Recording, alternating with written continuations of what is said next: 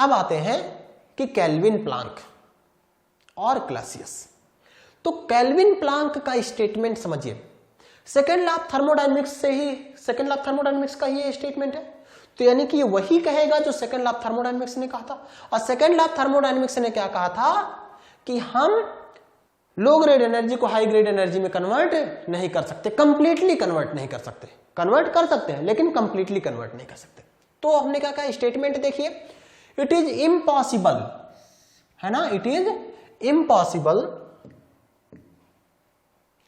To develop a device, एक ऐसा device बना दें जो कि साइकिल पे ऑपरेट कर रहा है। जैसे देखिए ये एक हमने डिवाइस बनाया, इस किस पे ऑपरेट कर रहा है, साइकिल, ठीक है, ये मैंने इसे क्लॉकवाइज साइकिल दिखा दिया, ठीक है।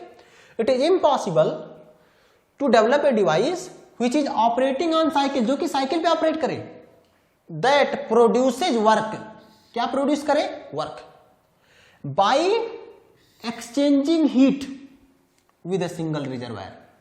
इसका मीनिंग समझो, वर्क क्या है, वर्क क्या है बताइए, क्या ये हाई ग्रेड एनर्जी है कि नहीं है, बताइए, क्या ये हाई ग्रेड एनर्जी है कि नहीं है। और हीट क्या है, हीट बताइए, क्या ये लो ग्रेड एनर्जी है कि नहीं है।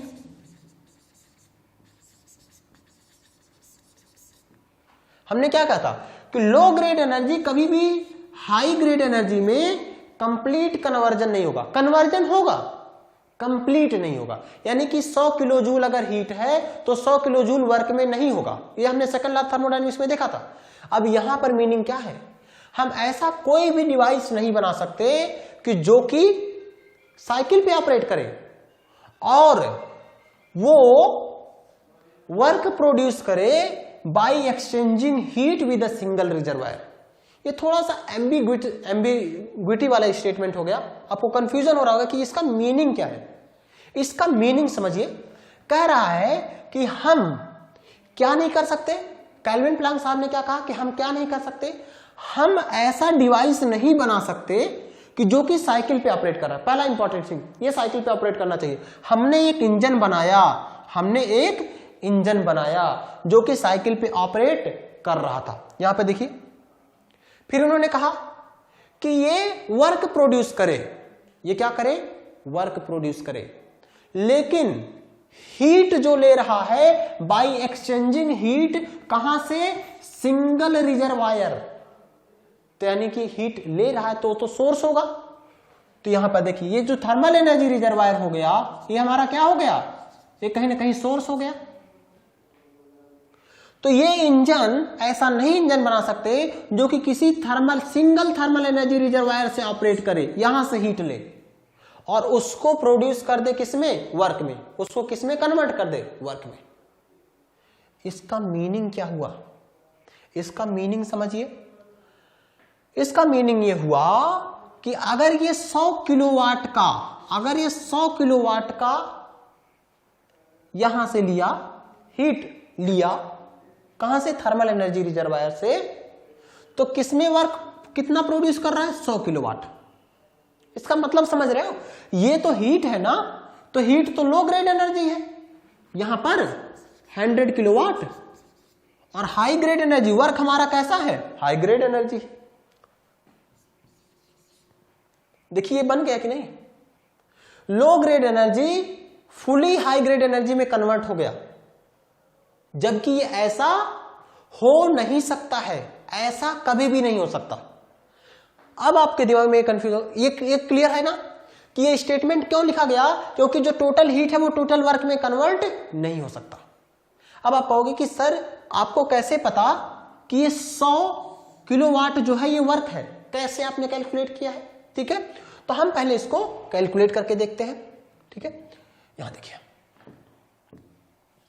अगर मैं इसको लूं, मैंने फर्स्ट लॉ ऑफ थर्मोडायनेमिक्स आपको पढ़ाया था। फर्स्ट लॉ ऑफ थर्मोडायनेमिक्स पढ़ाने का मेन रीजन यही था कि आप उन इक्वेशंस का यूज कर सको रेफ्रिजरेशन के फील्ड में, ठीक है। हमने क्या लिखा था, इक्वेशन अगर आपको याद हो, summation of delta Q, this is total heat, not this is the net heat, है ना, दिस इज नेटवर्क।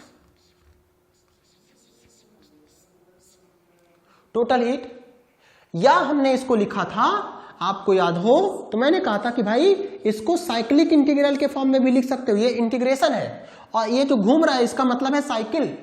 तो साइक्लिक इंटीग्रेशन बराबर साइक्लिक इंटीग्रेशन ऑफ हीट बराबर साइक्लिक इंटीग्रेशन ऑफ वर्क, ये भी मैंने बोला था। आपको याद हो तो ये वो फर्स्ट लॉ ऑफ थर्मोडायनेमिक्स है जो पहले डेवलप किया गया था एक्सपेरिमेंट के थ्रू, और मैंने आपको बताया था कि ये है फर्स्ट लॉ ऑफ थर्मोडायनेमिक्स। ये क्या है? First law of thermodynamics. किसके लिए?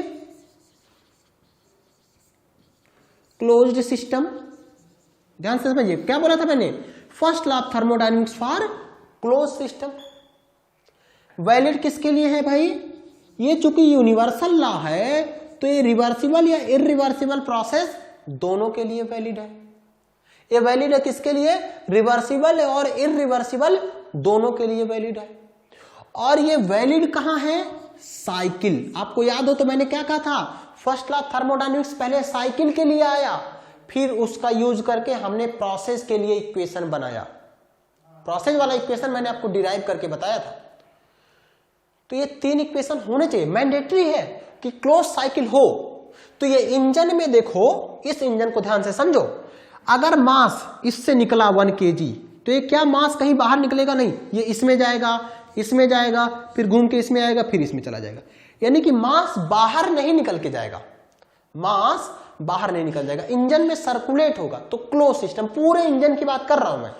आप कहोगे कि सर ये अगर ये हमारा टरबाइन है तो टरबाइन में मास आ रहा है, टरबाइन से मास बाहर जा रहा है, तो ये तो ओपन सिस्टम हो गया। बिल्कुल, अगर आप टरबाइन कहोगे तब ओपन सिस्टम है। हम अभी पूरे इंजन की बात कर रहे हैं, ये पूरा साइकिल लेके बात कर रहे हैं, पूरा साइकिल की बात कर रहे हैं, ठीक है। तो इस नाते ये इसमें पूरे साइकिल में मास बाहर नहीं निकलेगा, ठीक है। एक एक कंपोनेंट में तो बाहर निकलना ही है, वो तो ऑब्वियस सी बात है, ठीक है। तो ये मास बाहर नहीं निकल रहा, तो क्लोज सिस्टम। तो ये बताइए क्या ये क्लोज सिस्टम है? बिल्कुल। तो जब ये क्लोज सिस्टम है तो हम यहां पर इस इक्वेशन को लगा सकते हैं, बिल्कुल। दूसरा क्या है? क्या हमें ये देखने की जरूरत है कि प्रोसेस रिवर्सिबल है कि इरिवर्सिबल? नहीं, अरे यार ये वैलिड है दोनों, रिवर्सिबल और इरिवर्सिबल प्रोसेस दोनों के लिए वैलिड है। और दूसरा बात, ये वैलिड है किसके लिए? साइकिल के लिए। ये वैलिड है किसके लिए? साइकिल के लिए। अब कोई कहता है कि सर ऐसा करो, आप इस वाले इक्वेशन को थर्मल एनर्जी रिजर्वायर के लिए लगा दो। समझ पा रहे हो? आप लगा सकते हो? नहीं, ये गलत हो जाएगा। क्यों गलत हो जाएगा? क्योंकि थर्मल एनर्जी रिजर्वायर प्रोसेस पे ऑपरेट कर रहा है। ये किस पे ऑपरेट कर रहा है? प्रोसेस पे, आइसोथर्मल। अगर इसका टेम्परेचर चेंज नहीं कर रहा है, जो कि टेम्परेचर चेंज नहीं करना चाहिए, तो ये कैसा बिहेव कर रहा है? ये प्रोसेस पे बिहेव कर रहा है। तो इसका थर्मल एनर्जी रिजर्वायर के लिए इक्वेशन लगा सकते हो? नहीं लगा सकते। क्यों नहीं लगा सकते? क्यों? क्योंकि जो यहां पे थर्मल एनर्जी रिजर्वायर है ये थर्मोडायनेमिक प्रोसेस पे ऑपरेट कर रहा है। तो किसके लिए ये वाला इक्वेशन लगा सकते हो? ये वाला इक्वेशन, ये जो हीट इंजन लिखा हुआ है, ये वाला, ये जो हीट इंजन लिखा हुआ है, इस हीट इंजन के लिए लगा सकते हो। तो मैंने बनाया, मैंने देखिए सिंप्लिसिटी के लिए यहां पे बना दे रहा हूं, ये आपका इंजन है, मैं ई लिख दे रहा हूं, जो कि क्लॉकवाइज रोटेट कर रहा है, क्लॉकवाइज ऐसे चल रहा है। अब यहां पे देखिए हीट कितना आ रहा है? बोलिए, हीट कितना आ रहा है? 100 किलोवाट। समझ पा रहे हैं? ये 100 किलोवाट है। और यहां से वर्क कितना हुआ इंजन का? ये WE है। वर्क कितना हुआ? This is 100 kilowatt.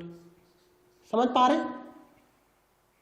आप कहोगे कि सर ऐसा है, चूंकि सिस्टम ये है, तो सिस्टम में जब मैं हीट ऐड करूंगा, तो सिस्टम में हीट ऐड करूंगा तो ये पॉजिटिव होगा। बोलिए, और सिस्टम के द्वारा वर्क किया जा रहा है तो वर्क भी क्या होगा?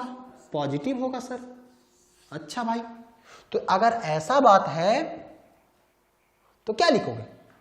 देखिए, साइक्लिक इंटीग्रल ऑफ हीट बराबर साइक्लिक इंटीग्रल ऑफ वर्क, यही तो था। तो कितना हीट आया? 100 किलोवाट। अब ये बताओ मुझे कि ये 100 किलोवाट पॉजिटिव होगा कि नेगेटिव होगा? अभी मुझे ये वाला वैल्यू पता नहीं है, ये वैल्यू तो निकालने के लिए ही तो मैं इक्वेशन लगा रहा हूं। लेकिन WE चूंकि वर्क बाहर निकल रहा था, तो इस नाते मैं इसको पॉजिटिव लिख दे रहा हूं, WE, इंजन का वर्क। अब देखो इंजन का वर्क कितना आया? 100 किलोवाट आया कि नहीं आया? ये मुझे नहीं पता, यहां तो मैंने देख के लिख दिया है। तो साइक्लिक इंटीग्रल ऑफ हीट, अब इसका मीनिंग क्या हुआ कि जो लो ग्रेड एनर्जी था हीट, वो किस में कन्वर्ट हो गया, हाई ग्रेड एनर्जी। और केल्विन प्लांक साहब ने क्या कहा था कि ऐसा होना नहीं चाहिए। सेकेंड लॉ थर्मोडायनेमिक्स में भी यही बोला गया, समझ पा रहे हैं। तो क्या ये सेकेंड लॉ थर्मोडायनेमिक्स की बात नहीं कर रहा है, सेम सेकेंड लॉ थर्मोडायनेमिक्स की ही बात कर रहा है। क्यों? क्योंकि ये सेकेंड लॉ थर्मोडायनेमिक्स है ही, जनरल स्टेटमेंट हमने देखा था। केल्विन प्लांक साहब ने क्या कहा कि ऐसा डिवाइस नहीं बना सकते कि जो कि साइकिल पे ऑपरेट करे और जो है वर्क प्रोड्यूस करे अगर हीट एक्सचेंज कर रहा है एक रिजर्वायर से। तो एक रिजर्वायर से अगर हीट एक्सचेंज करेगा तो टोटल हीट किस में कन्वर्ट कर देगा, टोटल वर्क में। इसी नाते देखो आपके कन्वीनियंस के लिए यहां पर देखिए, यहां पर जो बनाया गया है, यहां पर ये देखिए, ये हाइट और ये हाइट दोनों बराबर है। इसका मीनिंग समझ रहे हो कि जितना हीट है पूरा का पूरा किस में कन्वर्ट हो गया, वर्क में कन्वर्ट हो गया। और ये पॉसिबल नहीं है, वर्क हीट में कन्वर्ट हो सकता है, high grade energy low grade energy में कन्वर्ट हो सकता है, लेकिन low grade energy high grade energy में कन्वर्ट नहीं हो सकता। पक्का है? चलिए अब हम समझते हैं, इसमें ये क्लियर है, केल्विन प्लांक का स्टेटमेंट में कोई डाउट नहीं। अब देखिए, अगर ऐसा है, अगर ये ऐसा है तो बताइए इसका एफिशिएंसी कितना होगा। मैं इस चीज को इरेज कर रहा हूं। इन्होंने कहा कि ऐसा नहीं हो सकता है, मैं मान ले रहा हूं कि ऐसा है, मैं मान ले रहा हूं कुछ देर के लिए कि ऐसा है। तो बताओ इस इंजन की एफिशिएंसी कितना होगा। आप कहोगे कि सर नेटवर्क डन बटे हीट सप्लाई। आगे मैं इस चीज को बताऊंगा, ठीक है। नेटवर्क डन बटे हीट सप्लाई। बोलोगे कि सर इसने इंजन ने कितना वर्क किया, कहोगे सर 100 किलोवाट, तो मैं लिख दूंगा 100। कितना हीट सप्लाई किया, सर 100 किलोवाट, तो ये 100 हो गया। मतलब समझ पा रहे हो, 1। यानी कि अगर मैं परसेंटेज एफिशिएंसी लिखूं तो ये कहीं ना कहीं 100% हो गया कि नहीं। तो ये तो संभव नहीं था, यानी कि ये भी संभव नहीं होगा। समझ पा रहे हो? केल्विन प्लांक साहब इनडायरेक्टली क्या कहना चाह रहे हैं, इनडायरेक्टली वो ये कहना चाह रहे हैं कि किसी भी इंजन की, किसी भी हीट इंजन की एफिशिएंसी 100% नहीं हो सकती। समझ पा रहे हो? देखो जो डायरेक्टली उन्होंने कहा वो तो ठीक है, स्टेटमेंट में लिखा हुआ है। इनडायरेक्टली उन्होंने कई बातें कही। इनडायरेक्टली उन्होंने एक बात ये कहा कि low grade energy high grade energy में कंप्लीटली कन्वर्ट नहीं होगा, जो मैंने आपको यहां पे दिखाया। दूसरा इनडायरेक्ट बात ये कहा उन्होंने कि किसी भी इंजन की एफिशिएंसी 100% नहीं हो सकती। देखो यहां पे 100% हो रहा है और ये पॉसिबल नहीं है, तो इसका मतलब ये भी पॉसिबल नहीं है, इसकी भी एफिशिएंसी 100% नहीं हो सकती। ठीक है, तो इनका देखा जाए कि इनका क्या क्या बोला इन्होंने। देखिए क्या क्या एब्स्ट्रैक्ट निकल के आया। एब्स्ट्रैक्ट मतलब क्या क्या आउटपुट निकल के आया केल्विन प्लांक साहब के। अच्छा, पहला आया कि कोई भी इंजन की एफिशिएंसी 100% नहीं हो सकती, यानी कि ये 100% एफिशिएंसी नहीं हो सकता, उसकी एफिशिएंसी 100% से कम होगा। कोई भी इंजन होगा, कोई भी हीट इंजन है, उसकी एफिशिएंसी केल्विन प्लांक साहब के अकॉर्डिंग 100% नहीं हो सकता। कोई डाउट?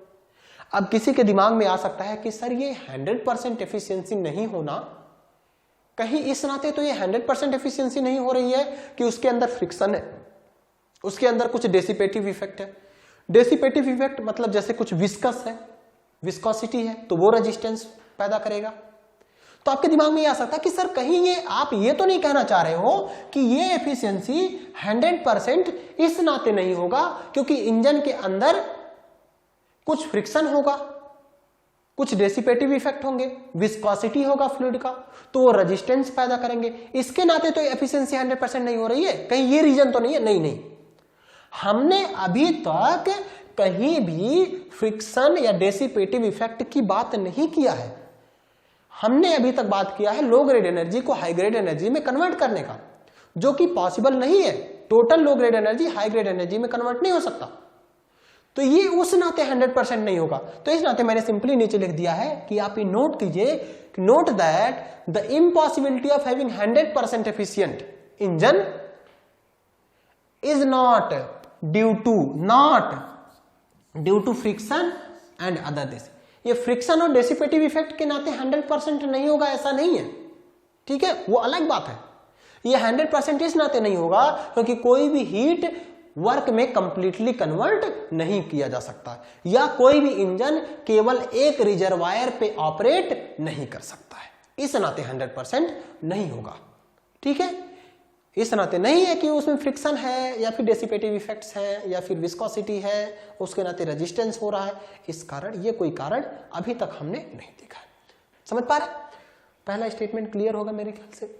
दूसरा, अगर हम ये कह रहे हैं भाई कि अगर टोटल हीट टोटल वर्क में कन्वर्ट नहीं होगा, इसका मतलब क्या हुआ कि कुछ ना कुछ हीट तो आपको फेंकना पड़ेगा, रिजेक्ट करना पड़ेगा। भाई अगर टोटल हीट टोटल वर्क में कन्वर्ट नहीं होगा, 100 किलोवाट का मैंने हीट दिया था और वो 100 किलोवाट में कन्वर्ट नहीं हो सकता, ये हमने देखा। तो इसका मतलब अगर वो 190 में कन्वर्ट होगा तो 10 तो आपको बाहर फेंकना पड़ेगा कि नहीं? समझ पा रहे? तो इसका मीनिंग क्या हुआ कि केल्विन प्लैंक साहब ने कहा कि जो इंजन हम बनाएंगे उसको कुछ ना कुछ हीट बाहर रिजेक्ट करना पड़ेगा। सेकंड स्टेटमेंट देखिए, एवरी इंजन मस्ट, समझ पा रहे हो, हम इसको करना ही पड़ेगा, मस्ट रिजेक्ट सम हीट। कहां? To sink. सिंक क्या था? जो हीट को एब्जॉर्ब कर रहा था। कुछ ना कुछ हीट रिजेक्ट करना पड़ेगा। ऐसा नहीं कह सकते कि उसमें कोई भी हीट सिंक को नहीं जाएगा। समझ पा रहे हैं? अब देखिए इसका मीनिंग क्या हुआ। अरे यार अगर सिंक पे कोई हीट नहीं जाता तो total low grade energy high grade energy में कन्वर्ट हो जाता।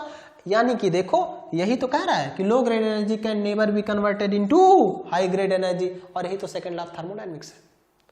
समझ पा रहे? तो सेटिस्फाई कर रहा है, कंप्लीटली सेटिस्फाई कर रहा है हमारा कौन सा? केल्विन प्लैंक का स्टेटमेंट। अभी तक हमने ये देखा कि क्या नहीं होना चाहिए, यहां तक 100% एफिशिएंट नहीं होना चाहिए। यहां पे हमने देखा कि क्या होना चाहिए। क्या होना चाहिए? कुछ ना कुछ हीट को रिजेक्ट करना पड़ेगा, कुछ ना कुछ हीट को रिजेक्ट करना पड़ेगा।